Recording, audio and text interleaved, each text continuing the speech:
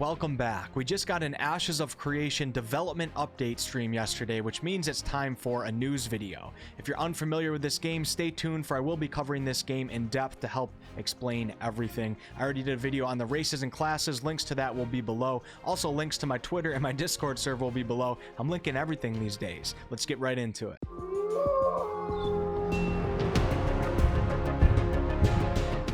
Intrepid Studios has informed us that they are of course still working from home, but if things go as planned, they hope to be back in the studio by February. They are still expanding as a company and have around 30 more positions opening up, for which the hiring process will begin in January. So if you're in this field and you got the skills, maybe you want to look into that. I think this is great news because my number one concern with this game so far is wondering if it might be a little too ambitious of a project. But seeing the company continuously grow on top of the solid foundation they already seemingly have gives me more confidence that all of these amazing things we're being told just may become a reality. Currently, the studio is focusing mostly on buttoning things up for the Alpha 1 preview on December 18th, but they do have other big design projects that they're working on that won't be present in the early alpha stages. Those of you who do not know, here's the planned schedule for the alpha test. The pretest 1 is coming up and is from December 18th through the 21st. This is for Bravers and Intrepid pack holders only, which are backers of the game. Pretest 2 is February 19th through the 22nd and is also for Bravers and pack holders only. Pretest 3 is from March 19th through the 26th, and this time is not under NDA and is for all Alpha 1 testers and official content creators. Please notice me, please notice me. And the official Alpha 1 is 1 month long, starting on April 6th. The Alpha 1 map is said to be almost 100 square kilometers in size, which is about 20% of the full map. It will take place in a new zone that they've been working on, which will be a more tropical jungle type environment with various islands and a mainland area. The creative director and owner of Intrepid, Steven, also mentioned a ship system for travel, which is awesome. Those of you who played Classic WoW, the real Classic WoW, might remember the days of traveling on ships that would bug out in the middle of the ocean and everybody would jump off naked.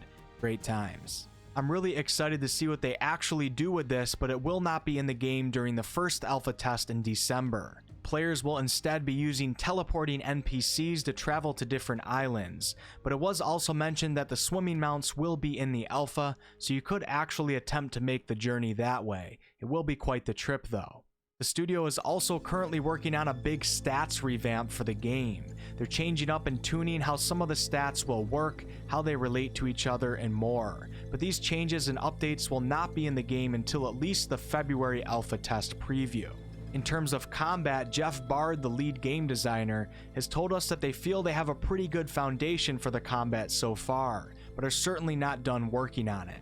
They have some more combat prototypes going on at the moment, and they seem to be really dedicated to ensuring that it will feel like a AAA experience. We should be seeing some of these combat updates by the time the full Alpha 1 launches in April. So overall, things seem to be going good, but as always, don't expect perfection in these earlier development stages, especially considering that some of the major design things that they're currently working on will not be present in the earlier stages of the alpha. Alright, now let's talk about the environment. This picture right here that we were shown is an area in the alpha map, and as you can tell, it's got some interesting features. That little white ship that you can see was thrown into the picture to give us a sense of scale. This is a pretty massive rock formation. Environments and ashes are strategically created to allow for player creativity with the various in-game mechanics. It is likely based on a node's placement around this particular structure that some type of harbor will be forming here. If a harbor is constructed and a node siege or some shipping raids on trade ships were to occur, players will be able to strategically use the environment to aid themselves. The large rocks can provide cover for ships, high ground for players, and you can maybe even find good use for gliding mounts here. In the Alpha 1 map, there will be 9 nodes that players will be able to interface with, but these locations will change throughout the alpha stages. Expect to see more final node placements when the beta launches. One reason that they're doing this is obviously for testing reasons, but they also don't want to necessarily reveal all of the final node placements before the beta takes place. For those of you who do not know, Ashes of Creation will feature a dynamic lighting system.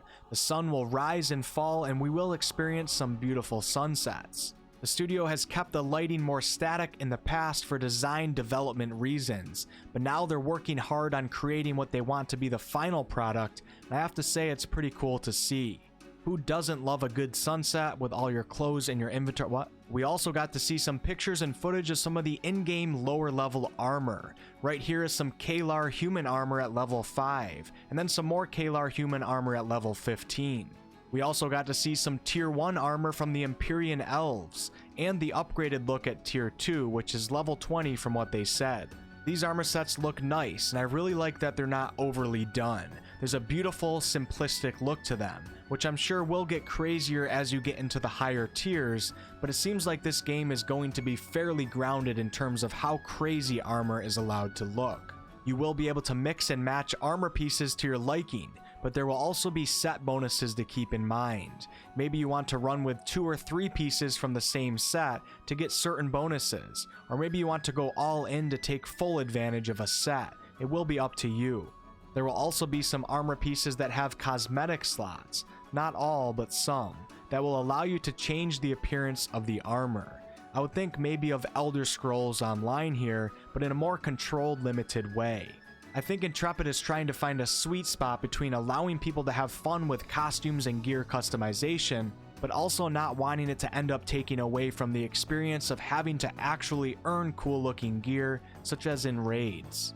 There will be a cosmetics cash shop with limited time cosmetic items, so collectors get ready, but the game will certainly not be pay to win whatsoever. These cosmetic items can be costumes, transmogs for certain gear, or even mount skins. From what I understand, many of these items can be earned in the game as well through rigorous activities. I personally don't like cash shops of any kind in RPGs and MMOs, but I do understand that the revenue it brings in could end up giving us a much better game in the long run.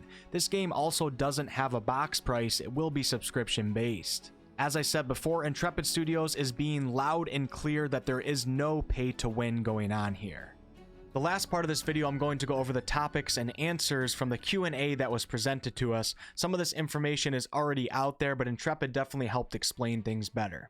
In terms of looting rules and mechanics, Intrepid's idea is to give us as wide a range or wider as we have ever experienced in an MMO.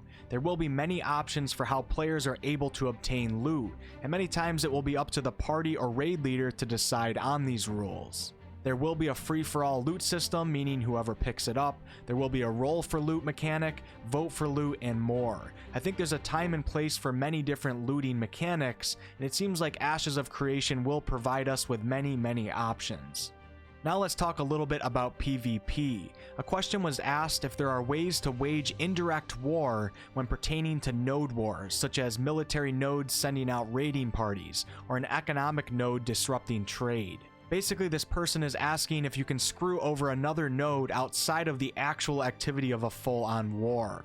The answer is yes. There are many ways to influence change without the actual declaration of war itself.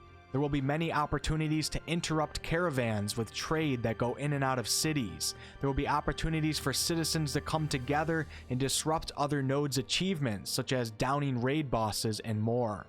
Many of these activities will of course lead to actual war, because war is typically a process and a building up of enemies over time.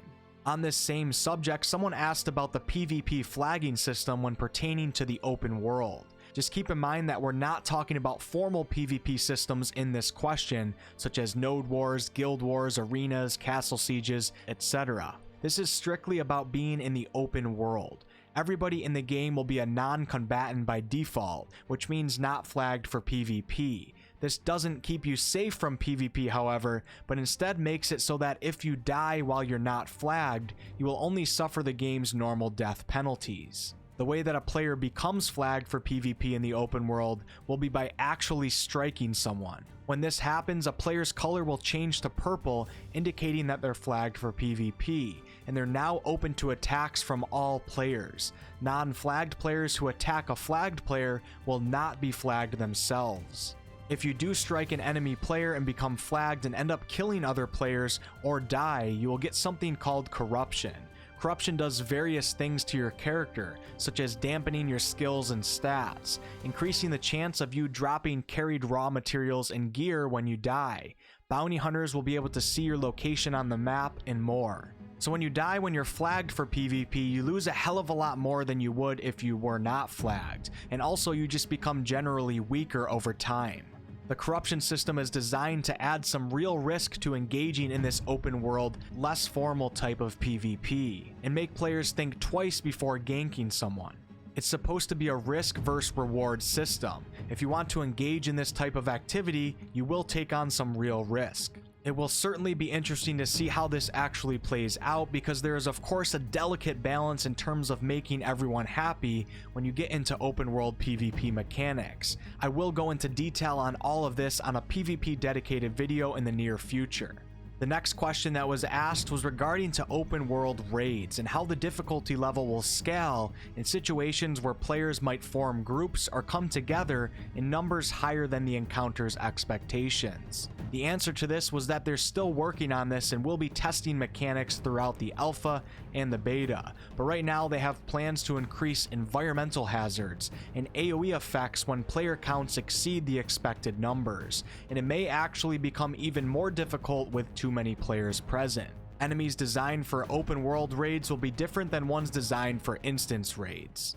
And the last thing we're going to quickly cover is solo play. Will this be a viable game to play alone? The answer is yes and no. There will be plenty of content designed for solo play, and of course plenty of content designed for group play. Ultimately, we have to remember that this is an MMO, and Intrepid Studios really wants to make sure that we're actually an important part of the world. You will have to interact with others to do some of the things that you want to do. In terms of the economy and crafting, you might have to purchase things from other players. You'll have to interact with others for your housing. And of course, there's going to be group monsters and raids and stuff like that. To help out players who tend to play more solo, the game is implementing something called pseudo-factions, which are kind of like micro-communities that you'll be a part of depending on things such as your religion, your node, you might be in a scholar's academy, and stuff like that. These pseudo-factions will have their own chats and meeting places. You might generally prefer more solo-type play, which is fine, but once you realize that your node is being attacked, you'll likely want to work with others in the node to save your personal stuff, such as your house. These pseudo-factions are groups that you'll become a part of simply by the choices you make in the game. This isn't you interviewing and joining an established organized guild. So overall, there will be plenty of solo content, but you won't experience the true game without interacting with others in some way, shape, or form. This is a social world. Intrepid is clear that they're not creating this game for every single type of player out there. They have a vision and they're sticking to it. They want to make it work. And that will be it for today's video. Like I said, I will be going into depth on all of the concepts, mechanics, and lore behind this game, so stay tuned. If you guys ended up enjoying this video, please like, comment, and subscribe. I really appreciate it. It's a huge help to my videos. I do all sorts of content on this channel, ranging from comedy videos to live streams to game reviews to game tutorials to lore videos and much more. I'd love to have some of you guys back for a future video. I stream every Monday, Wednesday, Friday from the morning to late afternoon Eastern time, as well as randomly on the weekends. Would love to have some of you guys come hang out for that. Until next time.